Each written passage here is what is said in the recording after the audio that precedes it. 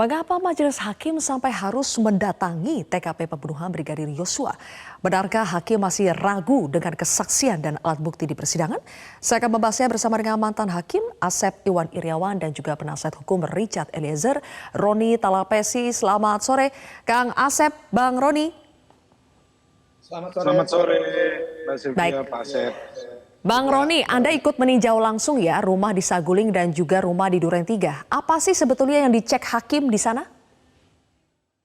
Iya Mbak Sylvia, tadi setelah dilaksanakan pemeriksaan setempat, yaitu mendatangi rumah Saguling dan rumah Duren 3 ya.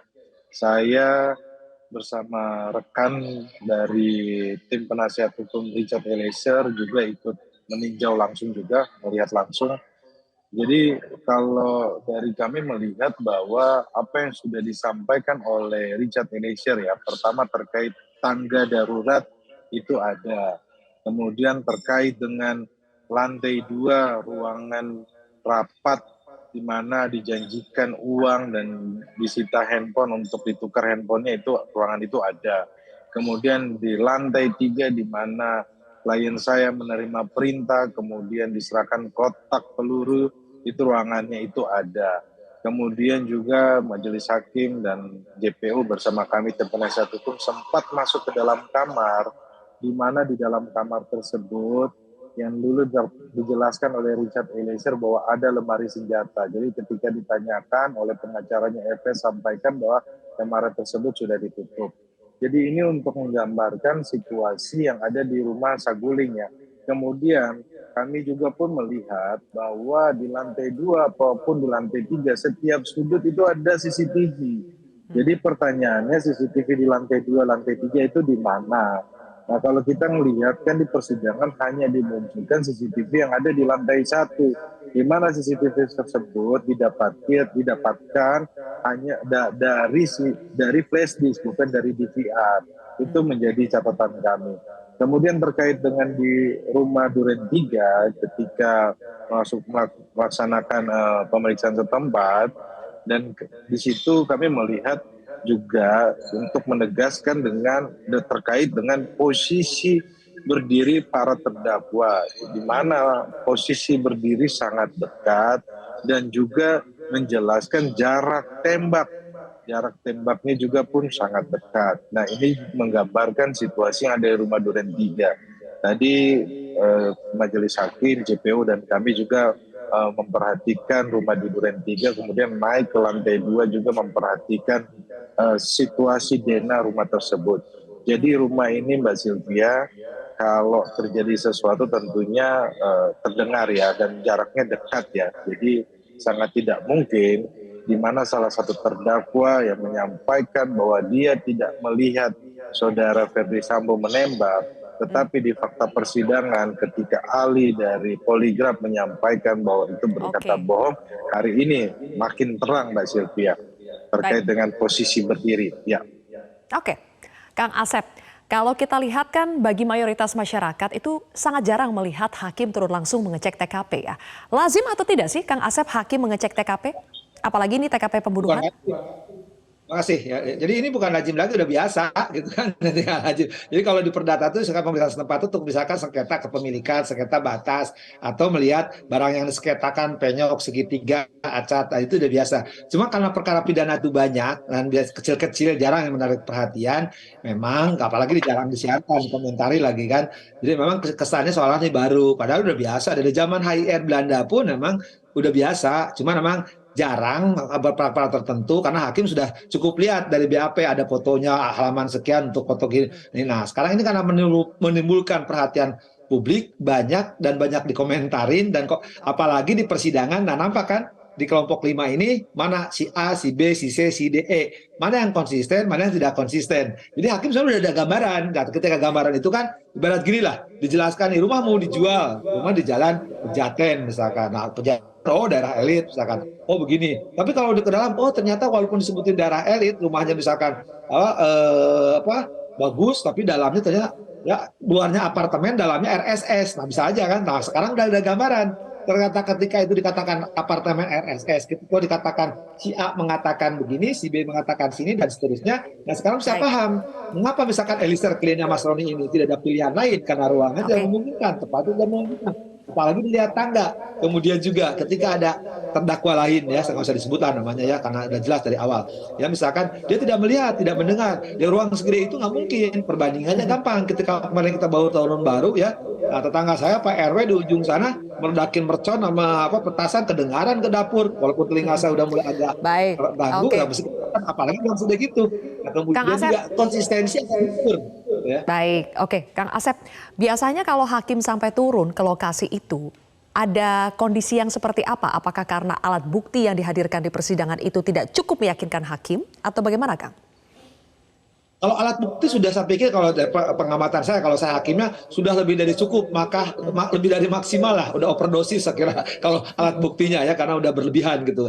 Nah ini hakim ini karena ini perkara menarik tadi, kelihatannya hakim mau menjatuhkan hukuman agak berat. Nah ketika agak berat, dikuatkan, dilihat faktanya, melihat dengan sendiri gitu kan bahwa oh di kejadian ini penembakan ini pasti begini gitu kan posisinya. Misalkan untuk Eliezer nggak ada pilihan lain. Nah, kemudian memang nggak mungkin di depan lukanya, pasti yang nembak berdiri di belakang. Siapa yang berdiri di belakang? Pasti kalau udah boleh menyimpulkan saya, ya pasti ada penembak lain. Tidak mungkin kalau tidak ada penembak lain selain Eliezer kan. Kalau Eliezer udah mengakui, udah selesai persoalannya. Tapi ini penembak lain ya. Nah, berantakannya. Terus lebih tadi yang dikatakan oleh Mas Roni, di situ kan ada banyak CCTV, kata 1, 2, 3, 4. Kan persoalannya, kalau perintah menghajar ternyata ditembak ada kesalahan, kan harusnya CCTV itu menjadi bukti. Kenapa dihilangkan? Itu aja pertanyaan sederhana. Dan banyak pertanyaan lainnya. Cuman saya yang mengatakan, kenapa hakim harus melakukan pemeriksaan setempat? Ya, Ya, sekali lagi. Yaitu untuk lebih menghakul yakin, super yakin. Tapi yang catatan saya seharusnya ini ya harus ada berita acara di hadir para pihak. Karena bagaimanapun pasal baik. 75 KUHP, seluruh pemeriksaan itu harus tertuang dalam berita acara. Biasanya sih pengatasnya harus dalam tertuang berita acara. Kalau tidak berita acara, nah ini yang Oke, kita khawatirkan, cuma melihat. baik. Nah, biasanya sih seperti saya katakan tidak pemeriksaan tempat itu sebenarnya pemerisidang di tempat harusnya gitu kan. Tapi oke lah mungkin hakim sudah punya overdosis tadi alat bukti, ya perlu mungkin ya, mengetes tadi kalau di bahasa tempat lain ada apa? Poligraf. Nah, kalau saya ini mungkin perlu polibay, polipante, poliklinik. Yang jelas Baik, polikarpus sudah oke. terjadi. Bang Roni, kembali lagi ke Anda. Bang Roni, kan penasihat hukum juga ikut ya melihat langsung, tapi tidak boleh tidak diberikan kesempatan untuk saling memberikan tanggapan. Jadi siapa yang menjelaskan kepada hakim soal apa sebetulnya yang bisa dilihat di TKP? Apakah ini adalah ranah kejaksaan sepenuhnya untuk menjelaskan di mana posisi terdakwa dan korban pada saat kejadian dan sebagainya? Apakah itu semuanya adalah ranah kejaksaan? Kalau saya lihat tadi hakim sampaikan bahwa dalam proses pemeriksaan tempat ini kita tidak dalam proses bantah-membantah atau saling ini ya berargumentasi, karena ini adalah untuk mengecek lokasi, melihat situasi, melihat kondisi dari TKP. Jadi kalau tadi saya melihat bahwa majelis hakim sudah mengetahui di mana titik pertama mereka harus lihat ya. Saya lihat tadi seperti itu ketika masuk mereka langsung ke pintu sebelah kiri di mana menjelaskan itu ada tangga darurat ya. Itu dari keterangan saksi Eliezer juga kan sudah sampaikan. Terus ada kamar, kemudian terus ke arah lift, kemudian menanyakan lantai 3, lantai 2. Tadi juga kalau kita lihat bahwa jaksa penuntut umum juga menyampaikan ya, titik-titiknya di mana saja Mbak Sylvia. Jadi dalam hal ini kalau saya melihat bahwa terkait dengan peristiwa pidana ini yang sudah disampaikan oleh klien saya, ini berkesesuaian. Oke. Ini berkesesuaian Mbak Sylvia. Ya. Kang Asep, apakah mendatangi langsung TKP itu bisa memberikan gambaran yang lebih jelas kepada hakim soal posisi masing-masing terdakwa dari korban sehingga hakim bisa menilai secara logika apakah mungkin Richard menembak kepala Yosua dengan posisi terakhirnya dan apakah mungkin Ricky Kuat tidak melihat siapa saja yang menembak Yosua? Justru dengan itu jadi tambah jelas ya. Lihat tangganya, ruangnya kecil gitu, ketika turun kemudian perintah ditembak atau perintah dihajar lah ya, akan ketahuan arah tembakan dan arah di situ. Kan nggak mungkin orang di ruang situ yang begitu kecilnya ya. Katakanlah tambahlah segede ruang bola aja lah kalau boleh diperluas ya. Nggak mungkin nggak dengar letusan senjata api. Nggak mungkin nggak lihat, pasti lihat lah. Kalau nggak lihat masa kalau tembak minimal orang gini tapi tahu itu ada penembakan gitu kan. Kalau seorang nggak lihat ya saya juga nggak tahu gitu. Mungkin disitulah hakim akan tambah meyakinkan ke dalam dirinya, oh ternyata begitu. Cuman sekali lagi catatan saya, seharusnya di persidangan itu siapapun boleh ditanya. Cuma masalahnya ada 5 perkara. Jadi sidangnya Eliezer, sidangnya PC, sidangnya KMRR gitu. Karena inilah biasanya satu berkas ya satu sidang. Tapi karena ini di-split ya oleh hakimnya ya dianggap satu. Mungkin nggak apa-apa. Hakim nanya. Saya bilang untuk menjawab. Tapi memang betul tidak boleh berdebat di situ karena hakim untuk lebih meyakinkan tadi bahwa ditanya. Ini di mana? Oh, tangganya di sini. Oh, turunnya di sini. Kejadian di sini.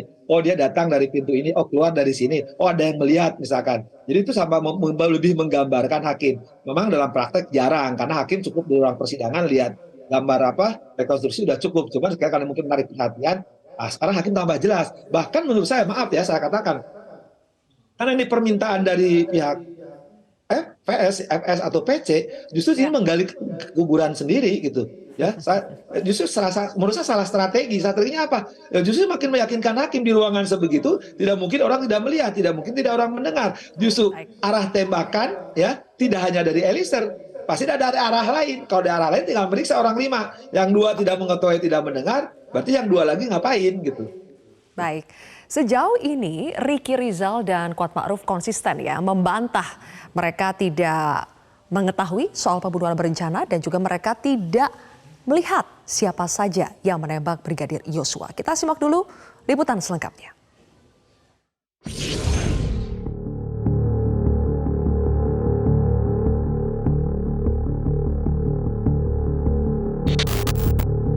Satu persatu misteri keberadaan Ricky Rizal dan Kuat Ma'ruf saat peristiwa pembunuhan Nofriansyah Yosua Huta Barat makin tersingkap.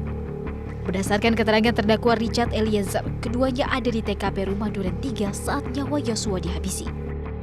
Adapun peran Ricky dan Kuat Ma'ruf pada saat penembakan ialah menggiring almarhum Yosua masuk ke dalam Rumah Duren 3 dan membiarkan Yosua dieksekusi oleh Richard Eliezer dan Ferdi Sambo. Saya kokang senjata saya taruh lagi di pinggang, baru saya langsung ke samping meja yang mulia, ke samping meja, baru langsung yang mulia, langsung itu Bang Yos masuk. Bang Yos siapa? Bang Yos masuk duluan, baru Om Kuat sama Bang Ricky di belakang. Kuat? Di belakang Bang Yos, yang mulia. Itu masuk, itu Pak Efes langsung lihat ke belakang yang mulia. Baru sini kamu. Baru langsung pegang ini lehernya. Langsung pegang lehernya. Oh sini. Berutut kau, dorong ke depan. Berutut kau situ, berutut. Disuruh berutut. Wih kau berutut. Baru dia lihat ke saya. Wih kau tembak cepat, cepat kau tembak. Saya langsung keluarkan senjata, saya langsung tembak. Kesaksian Eliezer ini sesuai dengan isi dakwaan jaksa penuntut umum terhadap Ricky Rizal dan Kuat Ma'ruf beberapa waktu lalu. Menurut jaksa, keduanya bersama Ferdi Sambo dan Eliezer ikut merencanakan pembunuhan Yosua di lantai 3 Rumah Saguling. Saat tiba di Rumah Duren 3, Ricky Rizal berperan mengawasi gerak-gerik Yosua di halaman rumah sebelum ia dibunuh. Sementara Kuat Ma'ruf berperan mengunci pintu depan dan balkon sebelum Yosua dieksekusi. Kuat juga memegang pisau jaga-jaga apabila Yosua melawan. Apa yang dilakukan oleh saudara Ricky dan saudara Kuat? Saya tidak tahu, mereka di belakang saya soalnya yang mulia, saya tidak melihat ke belakang pada saat itu. Saudara tidak melihat ke belakang, mereka ada di belakang saudara. Siap yang mulia. Saudara PC di mana? Itu terakhir saya lihat masuk di kamar yang mulia, sama Om Kuat waktu itu yang mulia. Hah? Sama Om Kuat yang ngantar pertama itu yang mulia, antar tasnya. Itu terakhir saya lihat PC yang mulia. Namun baik Ricky maupun Kuat sama-sama mengaku tidak melihat Ferdi Sambo menembak Yosua. Ricky Rizal beralasan ia berada di belakang Eliezer sehingga tak melihat Sambo melepaskan tembakan. Ia juga mengaku sibuk dengan handy talkie-nya, menjawab pertanyaan dari ajudan lain yang bertanya kenapa ada suara tembakan. Tim Liputan MJR. Baik, kembali lagi ke Bang Roni dan juga Kang Asep. Kami sambil menampilkan kembali ya bagaimana layout dari rumah di Duren 3. Kalau kita lihat di layout tadi itu Ada meja, ada dapur di bagian belakang, cukup sempit sebetulnya ruang untuk bisa bergerak secara bebas. Nah, pertanyaan saya, Bang Roni, apakah tadi semakin memperlihatkan dengan posisi masing-masing, Richard yang tadi mengatakan bahwa Kuat dan Ricky itu ada di belakang dia, apakah itu semakin menguatkan bahwa Ricky dan Kuat kemungkinan besar melihat siapa saja sebetulnya yang menembak Yosua?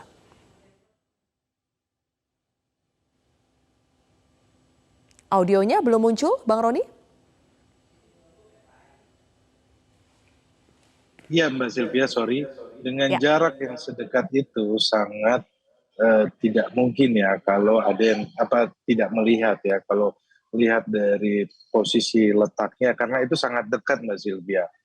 Jadi sebenarnya ini yang tergambarkan bagaimana posisi berdiri dari para terdakwa ini ya.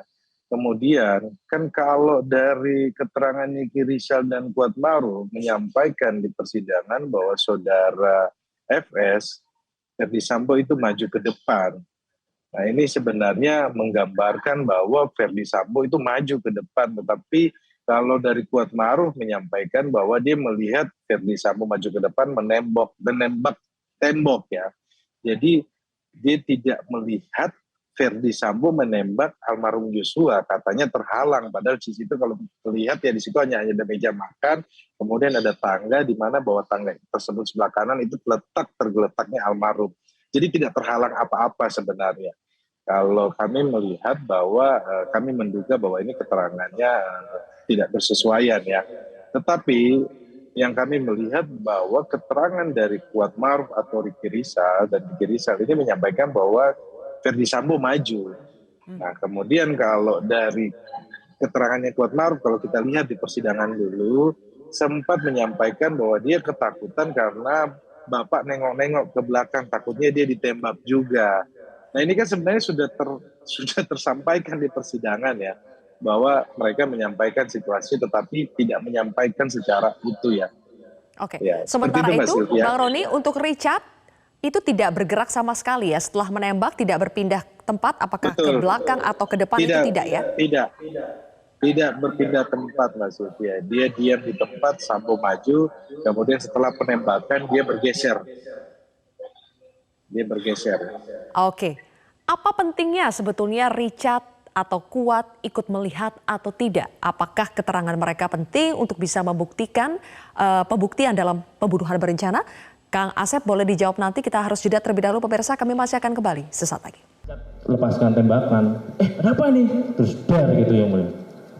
Nah, di situ saya kaget, kok ditembak? Kenapa gitu loh?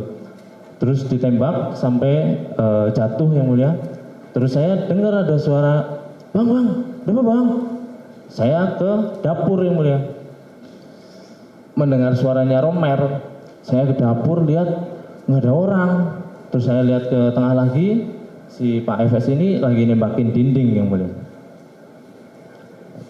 Setelah itu saya hanya menunggu di dapur sambil kenapa ini, ada apa, kan sempet takut yang mulia di situ.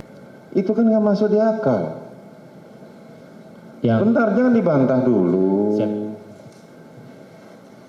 Ya kan? siap. Cobalah kamu ingat anak istrimu. Mereka di sana mendoakan kamu, semoga kamu bisa mendapatkan keringanan. Tapi dengan begini, kamu mencoba mengaburkan semua peristiwa itu. Kapan dia nembak Joshua? Saya tidak melihat Bapak menembak Joshua. Lah, bahasa kamu sama Ricky. Iya kan? Itu Tidak yang saya- melihat, tidak tahu, tidak dengar. Begini yang mulia, kalau posisi jatuhnya Joshua, itu saya cuma ngeliat kakinya kalau dari tempat saya. Karena kan di samping tadi tangga. saudara bilang tadi saudara itu duduk berdiri sejajar. Iya, nggak jauh sama Ricky saya itu. Joshua tadi sudah dipraktekkan di sini oleh saudara Rikar. Iya, Berdirinya Rikar dengan Ricky itu tidak jauh. tidak. Tapi kalian karena buta dan tertuli, makanya saudara tidak mendengar dan tidak melihat. Kan itu yang mau saudara sampaikan. Tidak begitu yang mulia. Lah terus bagaimana? Kalau Pak Sambo nembak, mungkin Kan saya udah ketutupan, tinggal ngeliat kakinya aja kalau dari tempat saya. Bukan, pertanyaan saya sederhana. Kapan saudara Sambo nembak? Saudara bilang saya tidak tahu. Sama dengan yang disampaikan Ricky tadi. Saya tidak melihat Pak Sambo nembak. Baik, perdebatan ini sempat hangat ya antara terdakwa dengan hakim ketua. Kang Asep, sebetulnya penting atau tidak kesaksian Ricky dan Kuat soal Sambo ikut menembak atau tidak dalam pembuktian pasal 340? Audionya belum muncul, Kang Asep? Ya itu penting sekali. Kalau ada tembakan suka kaget kita, ih tembakan gitu kan, suka gitu. Nah sekarang ketika ada tembakan kita ikutin skenario yang pertama adalah perintah ditembak, perintah dihajar. Kalau ditembak, ya jangankan dihajar, kalaupun ditembak pasti harus terkejut kan. Ketika terkejut minimal kan ada yang telepon ke polisi, apalagi di ruang kepolisian, minimal ada yang menolong, ada yang melakukan. Kan pertanyaannya, kok barang bukti itu hilang gitu. Jadi aneh kan, jadi situ hakim akan menilai keseluruhan peran dan tanggung jawab yang harus dipikul oleh mereka, termasuk yang melakukan penembakan. Jadi betul ketika ya tadi hakimnya agak sedikit emosi, ya marah gitu kan, karena di ruang yang sekarang dibuktikan sekecil gitu, ada perintah dihajar, ternyata ditembak, harusnya Icat dikeroyok rame-rame untuk ditangkap, diserahkan kepada polisi, ya buktikan bahwa seluruhnya. Dan malah yang sedang mengatakan ya jongkok, loh kok ditembak? Loh kamu ini diperintah dihajar malah ditembak kan? Ikuti itu dulu ya narasi itu kan. Kan harusnya dilakukan, diborgol tuh si Icat itu kan. Nah kenapa malah sekarang ya dibikin rekayasa, dihilangkan barang bukti, jadi tidak masuk akal. Maka masuklah penyertaan peran mereka, apalagi dikaitkan ke Saguling dan ke Magelang yang menyangkut senjata, yang menyangkut cerita penawaran, penembakan. Jadi, nah perencanaannya itu sudah nampak dan eksekusinya juga sudah nampak. Setelah eksekusi yang harusnya dilakukan oleh seorang penegak hukum, malah tidak dilakukan, malah menghilangkan dan barang bukti, malah tidak melakukan perbuatan apapun. Itulah yang jadi pertanyaan. Ya di ruang sekecil itu ada peristiwa yang mengerikan. Kok diam? Kok tidak tahu? Kok tidak Asep, mendengar? kalau hakim tidak teryakinkan dengan keterangan Kuat dengan Ricky soal mereka tidak melihat Sambo ikut menembak Yosua, apakah ini bisa memperberat hukuman bagi dua terdakwa ini?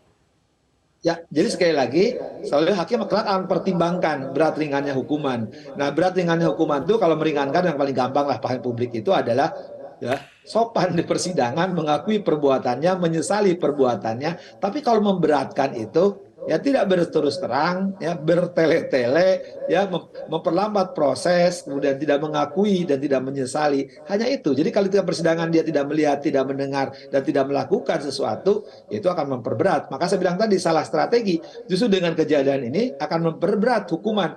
Ya.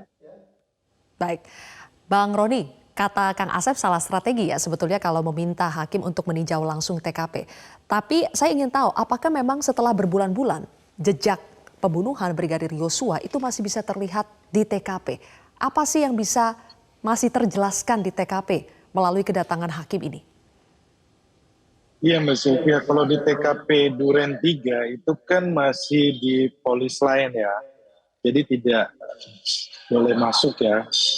Jadi tadi waktu kita masuk itu masih polis lain. Jadi TKP-nya masih utuh. Nah kalau yang kami melihat di dalam TKP Duren 3 terkait dengan bekas selongsong, kemudian selongsong peluru, kemudian ada rekoset, kemudian ada bekas tembok yang ditembak. Ini kan untuk dihitung persesuaiannya kan. Kemudian yang di belakang lemari ada bekas tembakan juga di dinding. Kemudian di tangga, di mana di tangga itu ada bekas tembakan di frame foto. Nah, ini kan sebenarnya untuk menjelaskan posisi bahwa awalnya yang disampaikan adalah skenario tembak-menembak, tetapi ini kan tidak nyambung Mbak Sylvia. Karena apa? Posisinya satu nembak ke atas tangga, kemudian ada tembakan yang tidak searah, tembakannya di belakang lemari. Nah juga tadi kalau di TKP melihat dengan bukti yang selongsong yang tersebar ya Mbak Sylvia. Itu juga tadi dilihat oleh majelis hakim. Nah kalau kami melihat bahwa pasca dari tim sus bekerja, jadi TKP ini dijaga betul ya. Jadi ketika tadi kami hadir, kami melihat bahwa TKP-nya masih sesuai dengan pasca yang waktu rekonstruksi, karena rekonstruksi juga saya ikut, Mbak Sylvia.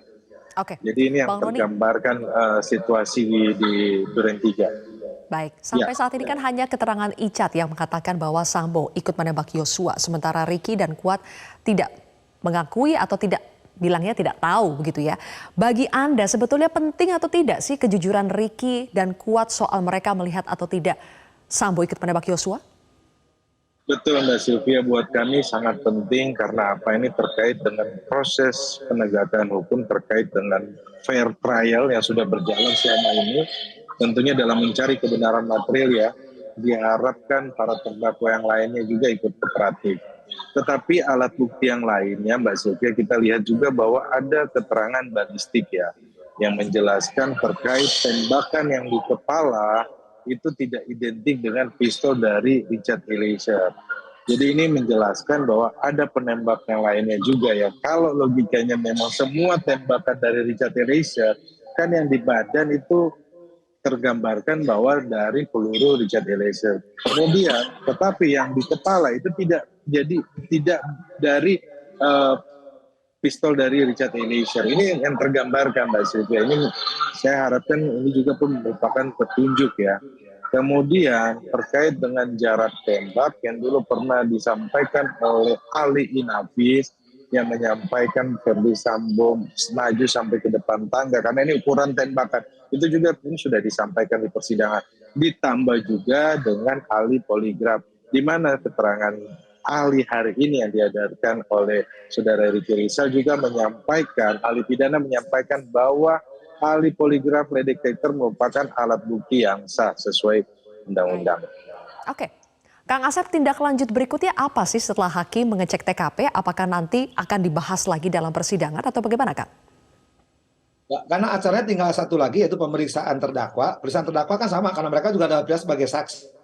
Pasti isinya tidak jauh itu ya, maksudnya. Nah itu satu sisi. Jadi tinggal bagaimana nanti terdakwa satu-satu diperiksa ya kalau yang pemeriksaan terdakwa. Kemudian setelah itu ya tinggal semua kesimpulan pemeriksaan terdakwa ditutup kan pemeriksaan terdakwa. Nanti masing-masing punya kesimpulan. Nah kesimpulan itu bagi jaksa namanya rekusitor. Oh ini terbukti pasal ini. Kami akan nuntut sekian. Kata penasihat hukum, oh tidak terbukti. Tapi mungkin Mas Roli akan mengatakan betul terbukti. Tapi klien saya atas perintah jabatan gitu kan. Nah nanti hakim dari kedua belah pihak itu akan menilai. Kami juga punya kesimpulan. Bisa setuju, bisa sepaham, bisa tidak sepaham. Ya, jadi setelah selesai ini semua, masing-masing udah memorinya itu udah terisi. Ya, masing-masing akan menganggap terbukti, ada yang tidak terbukti tapi ada alasan penghapus. Ya, itu semua jadi pilihan dan pilihan itu diperkuat dengan hari ini. Yang hakim semakin yakin bahwa ini perbuatan ini semua mungkin, semua tidak mungkin. Ya, tadi satu kata konsistensi. Ketika konsistensi, ya bisa ada resistensi kan, bisa juga dapat kwitansi, bahkan lebih parah lagi dapat ya hal-hal lain yang sifatnya ujungnya transisi. Oke. Terakhir, Bang Roni berbicara soal keyakinan hakim dan ini dalam kasus pembunuhan berencana. Perencanaan terjadi di rumah Saguling. Tadi Anda mengatakan sebetulnya hakim melihat ya di lantai 2 dan 3 itu ada CCTV-nya tapi tidak ada rekaman DVR-nya. Nah, apakah sebetulnya rekaman DVR-nya itu ada tapi tidak dimunculkan dalam sidang atau memang CCTV-nya sudah tidak berfungsi sejak awal? Iya Mbak Sylvia, kita kan sudah menanyakan juga ya kepada Saudara Efes ketika menjadi saksi ya. Kemudian kita menanyakan di mana CCTV lantai 2 dan lantai 3 disampaikan bahwa rusak. Tetapi tadi saya melihat secara kasat mata bahwa CCTV tersebut masih ada gitu. Dan setiap sudut dari ruangan rumah Saudara Efes itu ada CCTV. Nah kemudian juga ini untuk menjawab terkait dengan pernyataan bahwa Saudara Richard Eliezer naik ke atas membawa senjata steyet kan tidak melewati tangga tengah. Nah karena apa?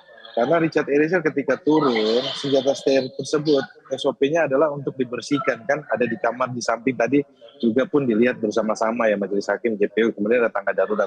Tetapi sesuai dengan keterangan Richard Eliezer dia lewat tangga tengah bersama Kuat Ma'ruf. Tetapi sayangnya CCTV tersebut tidak ada Mbak. Karena apa? Ketika CCTV barang bukti diserahkan itu melalui flash disk bukan di VR yang diserahkan. Jadi kami menduga CCTV pun yang di lantai 1 itu dipilih-pilih, mana yang diserahkan, mana yang tidak diserahkan. Jadi menurut kami ini menjadi suatu gambaran ya untuk terkait dengan rumah yang ada di Saguling, Mbak Sylvia. Semoga dengan adanya peninjauan setempat ini bisa melihat pemeriksaan setempat ini bisa terlihat tergambarkan secara jelas peristiwa pidana yang ada di Saguling dan Duren 3. Baik, kalau begitu terima kasih Bang Roni Talapesi dan juga Kang Asep sudah bergabung bersama kami di Prime Time News hari ini.